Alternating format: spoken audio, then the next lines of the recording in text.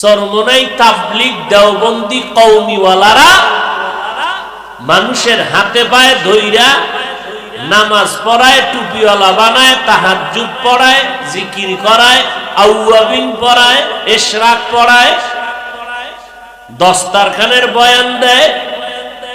মানুষ সব আল্লাহর দিকে আগায়। এরা দেখতেছে এই মুহূর্তে আমগো স্বপ্ন বাস্তবায়ন হবে না। ওই বাতিলের গোষ্ঠী আর আমাদের আহলে হকের ভিতরে ব্যবধান। এরাও কালেমার কথা বলে, মদিনার গান গায়, আমরাও গাই। ব্যবধানটা কি?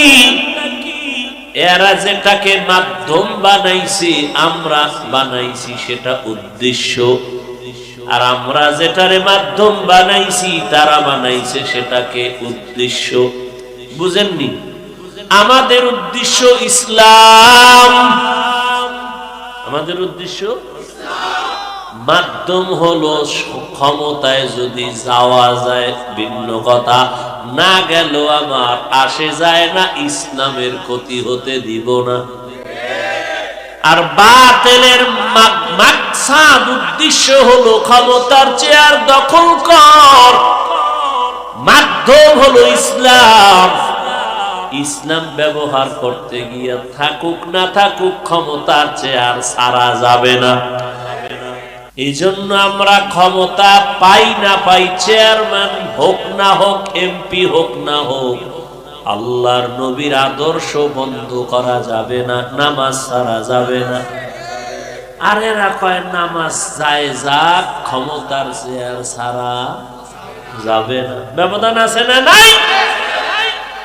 আমরা যেটা বানাইছি টার্গেট, ওরা ওটারে বানাইছে মাধ্যম।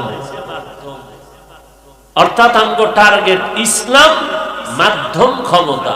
ওরা কয় না আমগো টার্গেট ক্ষমতা, মাধ্যম হলো ইসলাম।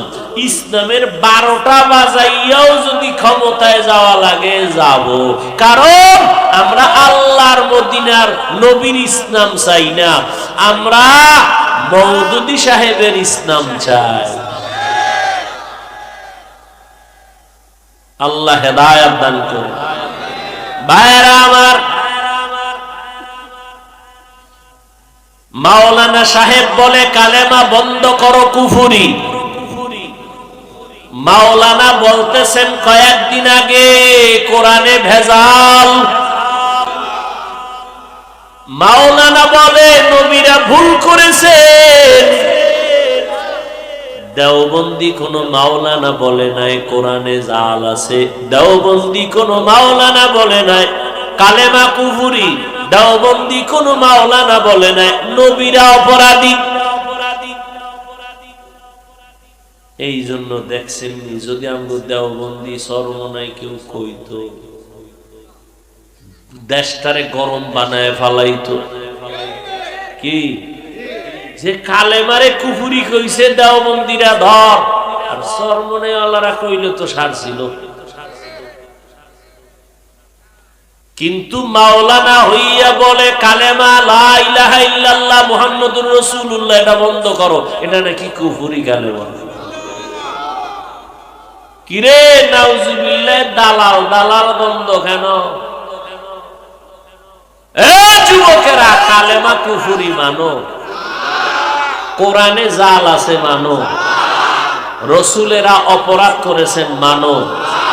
তাহলে আজকে থেকে চিহ্নিত করবি এই মাওলানা কারা, এদেরকে চিহ্নিত কর। এদের সাথে সালাম নাই, কালাম নাই, এদের পেছনে নামাজ পড়লে শুদ্ধভাবে হবে না।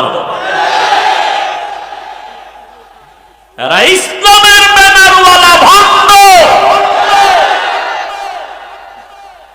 তোমার যদি কলিজায় কষ্ট লাগে, তুমিও ভণ্ড। অতএব আল্লাহর মহব্বতে মদিনার নবীর আদর্শের মালা গলায় লাগাও, আল্লাহর গোলামি করো। আহলে হক ওলামাদের বয়ান শুনো, দিলটা নরম করো। আহলে হক ওলামাদের বয়ান শুনলে কান্না আসবে। আহলে হক ওলামাদের বয়ানে মানুষের আমল ভালো হবে।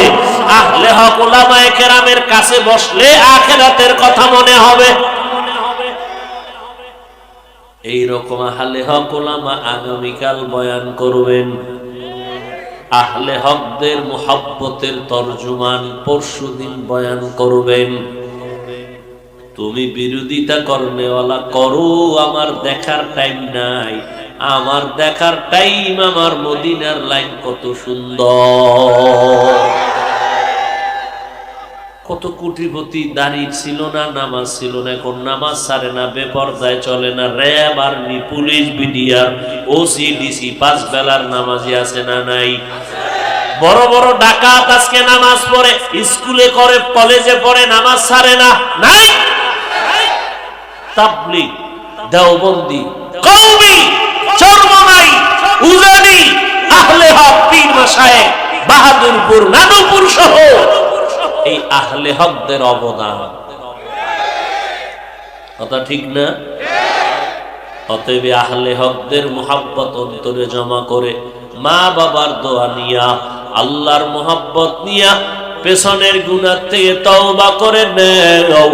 ও আব্বা জানেরা, আম্মা জানেরা, তওবা করেন। নেককার সন্তান দুনিয়াতে রেখে যাবেন।